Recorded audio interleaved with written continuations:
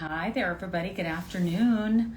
I am so excited about this conversation that I'm going to be having with Dr. Sharon Malone about her new book. And if you have some questions, first off, I want to say start leaving them down below, and we will try to get to as many of those as possible. And I'm going to wait for her to hop on here. But her new book, Grown Woman Talk, it is an incredible book. This is your guide to getting and staying healthy. It's all about health, not just menopause, all about the whole thing we need to know, everything we need to know from, hold on one second, from how to find the right doctor. What kind of question you have you need to be aware of. So there's so many things to cover, and I'm waiting for her to jump on. And once she does, I will ask her tons of questions. Hi I'm there. here. Hi, Tamsen. So good to see you. It is so good to see you. I am in your I city. love it. I can feel when you're here. Yes. Well, welcome. You have a beautiful day. It's gorgeous out. I know we have an eclipse to look I know. forward to. I have no glasses, and I'm going to walk out in the street in New York, and someone's going to say, "Here, lady, buy these glasses," and then I'll be blinded from now on. You know what's so funny? I'm down in NYU area, and there was this huge line, and I'm like, there must be like food. What is it? And they were all in line to get glasses for the eclipse. I'm like, I didn't even know that was a thing. You could get in line and get glasses, but only in New Yeah. York. Yeah, I'd be a little suspect about those street vendor glasses, though. You know what I Yeah, I mean? know. Be careful, right? It's really true. I was watching last night, and they were like, here's the real ones, here's the not real ones. Be aware. Well, I'm so glad to see you. How are you feeling this week? This is a big week for you. It's a big week, and you know what? I'm equal parts excited and a little anxious. Yeah. This is to step out here is a big step. We've been out here in menopause world for a long Yeah. time, and so now we're sort of It's pushing the boundaries a little bit. it's official. It's official. It's I official. have to tell you, this came. I think it was last week, and I was like, oh, and I kept it on. I was on the table and I was reading it every night, going through it, and I'm like, I'm just so. I hear your voice, as I'm reading each word, and it's really special. And then for people who are just meeting you, and listening to this, when you pick up this book, you are going to hear Sharon in every single paragraph, word, song. So I'm excited to talk about it. You've got a lot. I know you've got a lot going on, but this is stepping out in a really big way, Yeah. and in an exciting way. And we've talked about. I mean, you and I've sat on a lot of panels. We've talked here on on Instagram or any platform a lot about menopause. But when you wrote Grown Woman Talk, you really talked about people staying healthy, women staying healthy, but a guide to understanding how to do that. And I think what I love about it is that there was just so many different parts that I went, oh, I have that in my mind now. What I should talk to, what I Mhm. should talk about when I find a doctor, what I should be looking for, different signs. I even have your playlist, by the Yes, way. you must. You must put the playlist on in the background. I I put love that it. there for a reason. One, I'm a big music lover. I know. I think if I weren't a doctor, I'd be a DJ. I have no musical talent, I otherwise I'd saw be a that. musician. But but I think that when we talk about some really tough, we talk about some Yeah. tough stuff. And I think that you've got to leaven it a little bit. You've got to make it a little bit lighter. And I think that anytime you sort of feel it any kind of way, just stop for a moment, go put the playlist on, and come back to the next chapter. I like that because it makes it feel like, it's all okay and we're all in it together. And you talk about that. You talk about, being in the thick of it, getting through it, looking, where you're solid. Is it hot and, hot in here? So you hit every part of this. And I really, I love that part in particular because it is not just, menopause. There is a whole part of our lives that we need to understand. So I did one thing. I asked people if they wanted to put questions down there. I'm going to look for them. But I Okay. want to talk to you about it because, you say one thing in particular, yes, it's not all about conversation, but it has got to start with conversation. And that's the thing I think that we've really missed for a long time. Absolutely. I think that we don't talk enough to each other intergenerationally. So mothers don't talk to daughters about certain things. What is it like? What was my health journey like? Mhm. So you know how to sort of plot the course for yourself as you get older. And we need to have more of that type of conversation. We need to have more conversation amongst friends, family members, older mentors, because I think that unless we all know each other's stories, we think that we're suffering in isolation. We think Yes. no one understands it. And that is really, the barriers that we've been breaking down, Tamsen, this in menopause Mhm. world is, Yeah. that's a universal experience. Being a woman is going to be different for everybody. We know that, but there are a lot of commonalities and things that we can share and learn from each other. And that's what I want people to start doing. And that's the beauty of it. And that's when we talk about generations and understanding history and understanding what you should be telling your daughter or, or whoever it is, whatever female in the family, Right? your sister. And, you and I share a lot in terms of, mothers and losing people in our lives at an early age. And I think those things inform us in so many different ways. And, maybe things that we wished we had known or Right. been able to talk about with them early on. You spent 30 years as an OBGYN in the DC area. But I know that a lot of people that came in to talk to you all the time were the ones that, kind of perhaps opened the door and said, like, these are the things we're not talking. I don't have this information. And I know you're trying to talk to one patient at a time, Right. but it's not so easy to do when you've got a certain amount of time to be able to Right. talk to the person. The message that I really want to get to everyone is that this is a time, this is not a gloom and doom book. This is like, oh, this is the terrible thing that's going to happen to you as you get older. No, that is not the case. Mhm. But I want you to be aware of what the possibilities are, such that if and when any of these conditions you encounter, you know what to do with them and you know who to go to about them. And there was a book, Tamsin, that all of us in the 90s bought, this book, What to Expect When You're Expecting. And everybody would turn to the book, my Yes. patients would read it and they'd come in and they'd have a little page, earmarked. And I'd say, you know what?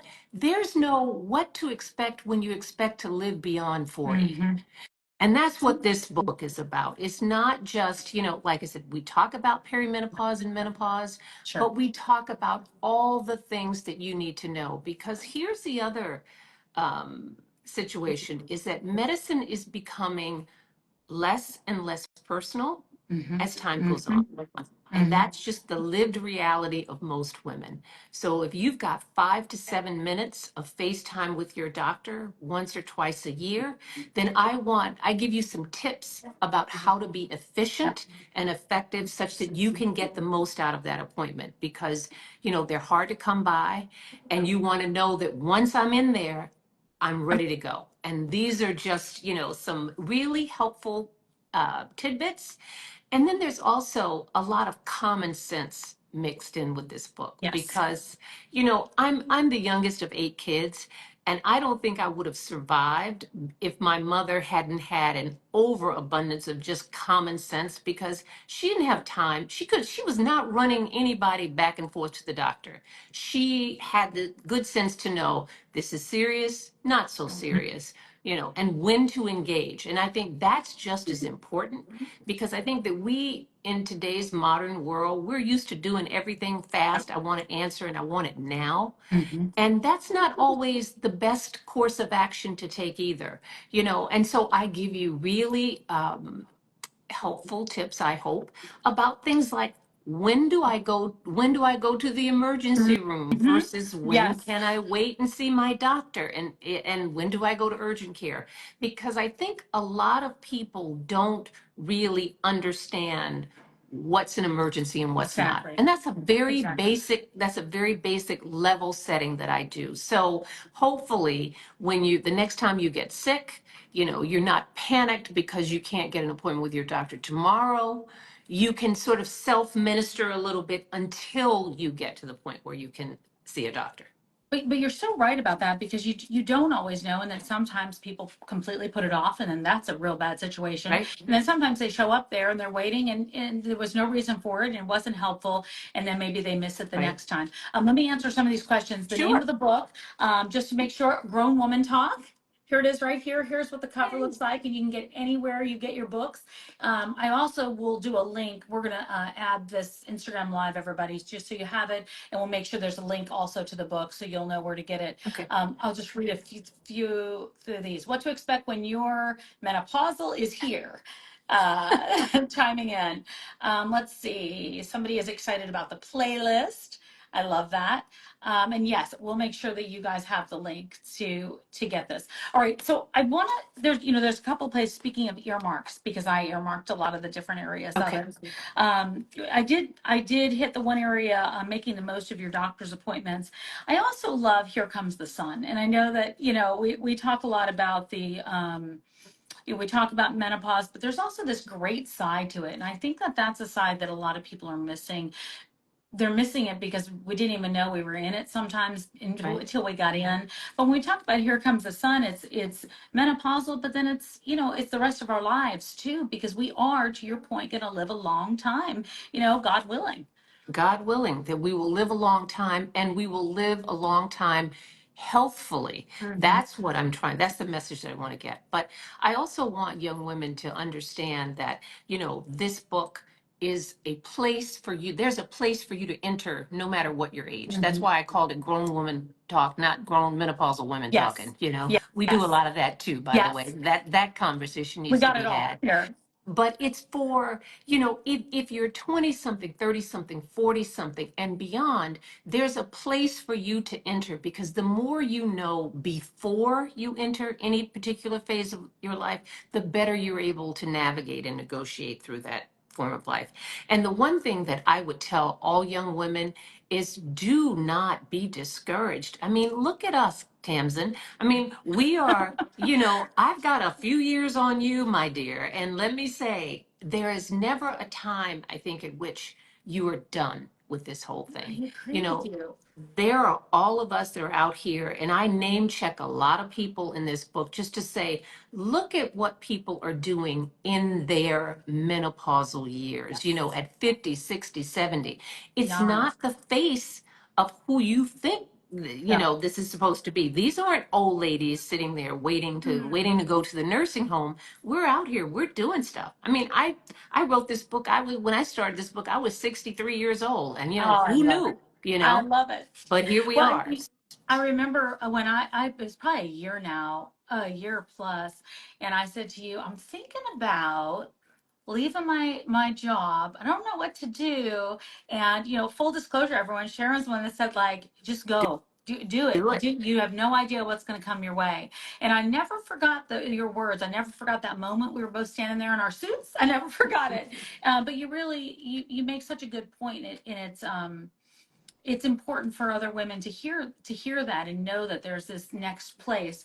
You talk about making new friends, and that was another area I earmarked, because I get a lot of those questions, and I think it's really important that we talk about that, because I think we have old friends, but I think we make a lot of new friends, at this time, and I think those are the things that make us healthy, that.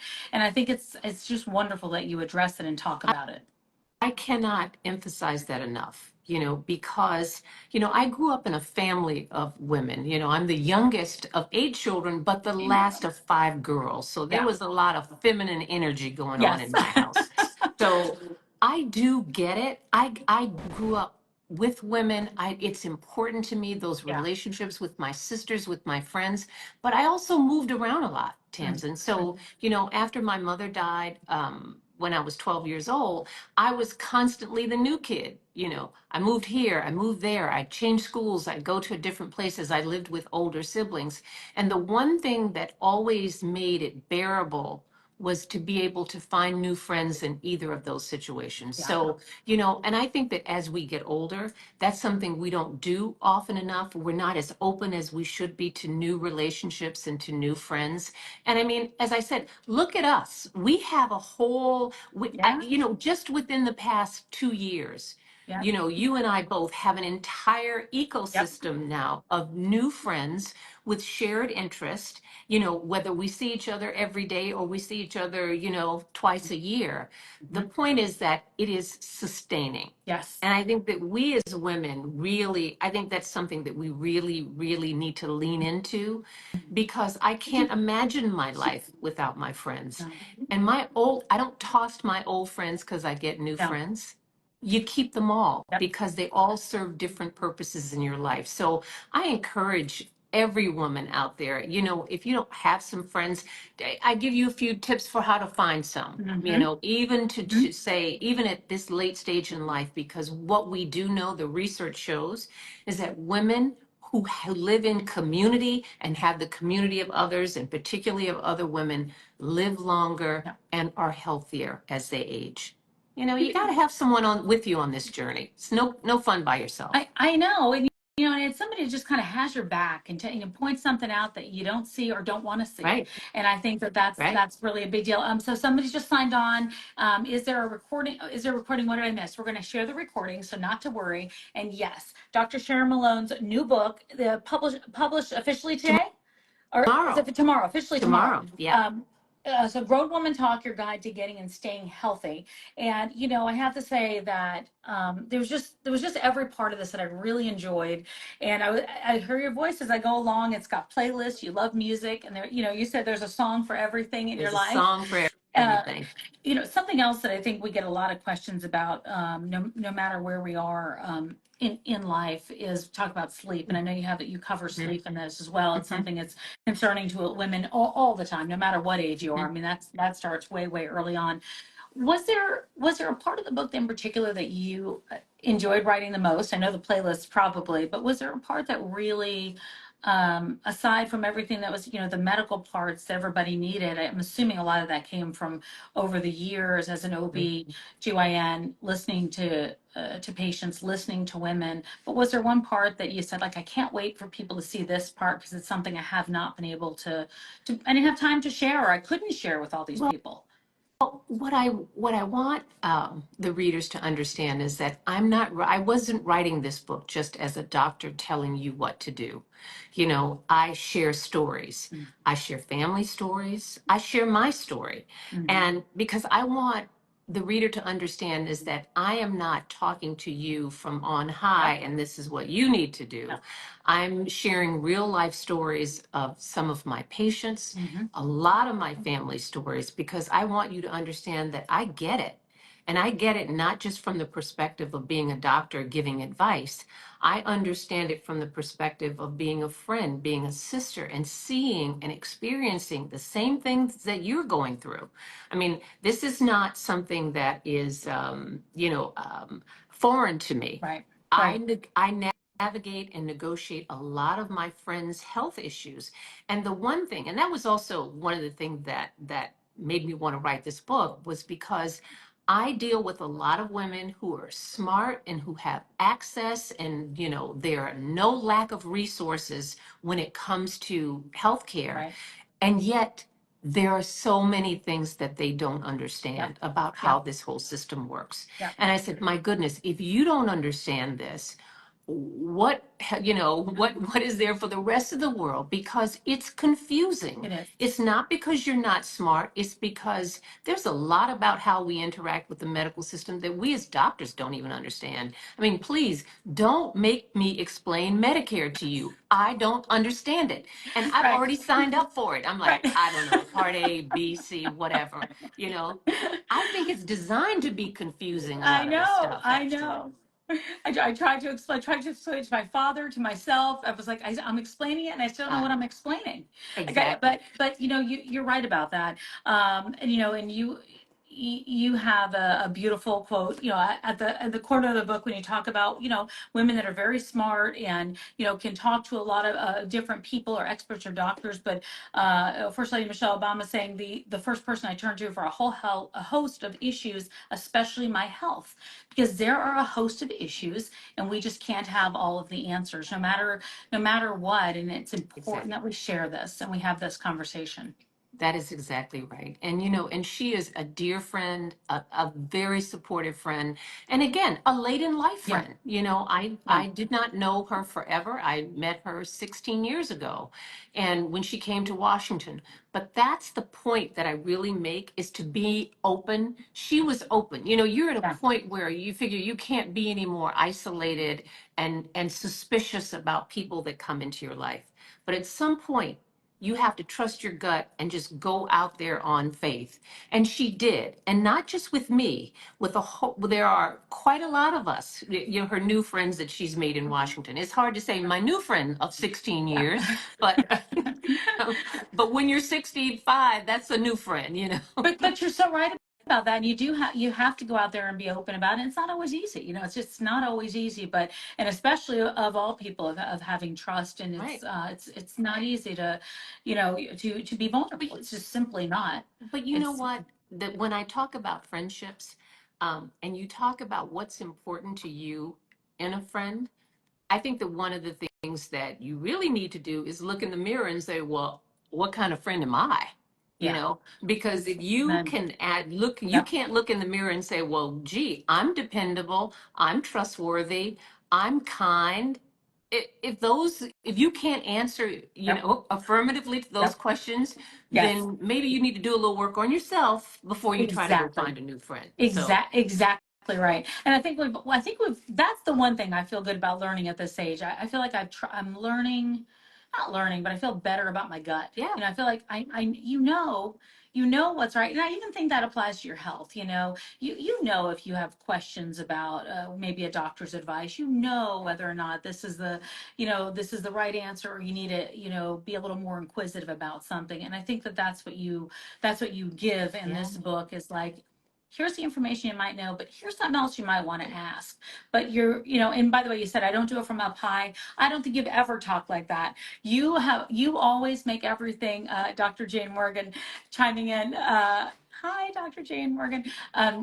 But you've always made it so easy to understand, complicated things easy to understand. And not a lot of people can do that. So I appreciate that about you, because I sit on a panel next to you and I study to make sure I'm ready. And then I go in and I'm like, oh, I can just have a conversation with Just Sharon because she's going to It's a explain it. regular old conversation. That's all it is. Yeah. Because it doesn't do you any good. As smart as you may be Yeah. as a doctor, as Yeah. learned as you may be, Yes.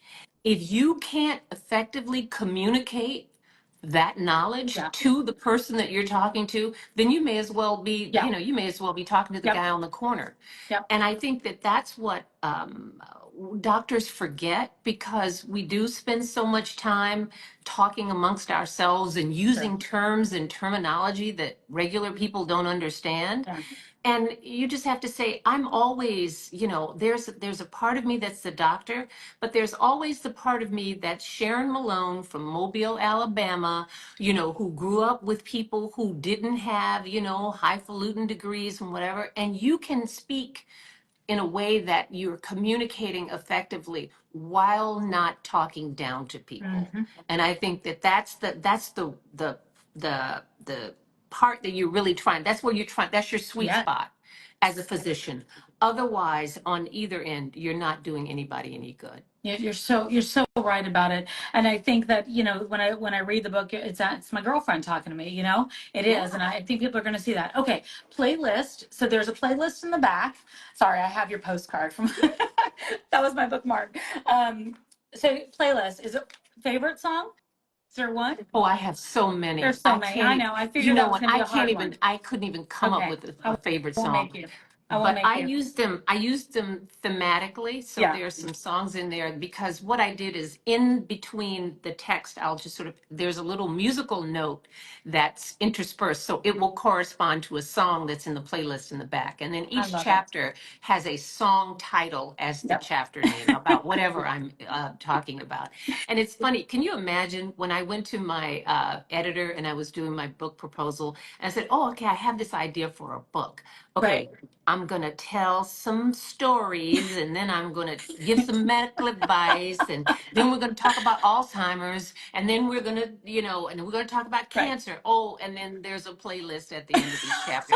And they were probably like, well, that's certainly not like anything we've got out there. That's different. different, but it's awesome and it works so well. And you know what it does? It makes you take a breath too Yeah. when you're reading. It makes you Yeah. go, oh, Right. yes, because there's that familiar part Right. of it. And I think the stories you do, you referenced the stories before, but all throughout the book, there's the highlighted area. Let me find another one real fast. I'd earmark that page, but you've see, I've got highlights in the book. I've got everything. But there's all different stories in Yeah. here. So you're like, oh, I Yeah. get it. That's my story, or I understand that. Exactly. And it just makes it so relatable and understandable. Sharon, I'm so proud of you and so excited. I know I'm going to see you a little bit later, but I'm just so thrilled we were able to come on here and talk a little bit about this. And we're going to replay this, obviously, and have it up, everybody, to post the recording. Let me just pop in here real fast. So is it okay if I do one or two questions? Sure. Okay, let me just jump in here. Let me just go through them. Here we go. Um, sorry, there's like a list and list. Let me just go back through here. That's okay. I don't want to cut. I don't. The words they cover up. I know. I Oh, know. God bless you for doing that. I can barely hit the button and join. So, oh no. if I had What to are you talking manage about? one, You're I so think I'd good. lose my mind. Oh, here we go. This is one that was asked a couple of times when I was reading. I was tossed into menopause at 39 after a hysterectomy. Hmm. Talking a little bit about that, because I know that was another question I had asked yesterday. I read a little bit from the book yesterday about going into to an early menopause. Can you Hmm. address that a little bit? Because I Sure. think that's part that's a little confusing with people. Sometimes, some don't even know that that's what's going to happen. Exactly. And what you can be plunged into menopause overnight if you have a hysterectomy and you have your ovaries out. And a lot of younger women are plunged into hysterectomy because they may have had chemotherapy for a Mhm. particular cancer, and so how you get there, the average age for menopause is 51, but it can happen anywhere in your 40s, and it can Mhm. also happen as early as your late Mhm. 30s. But let me say this. Fortunately, only about 6% of women go into menopause, which means Yep. having had your last period before age 45. So that's Yep. number one. That's the good news. Yep.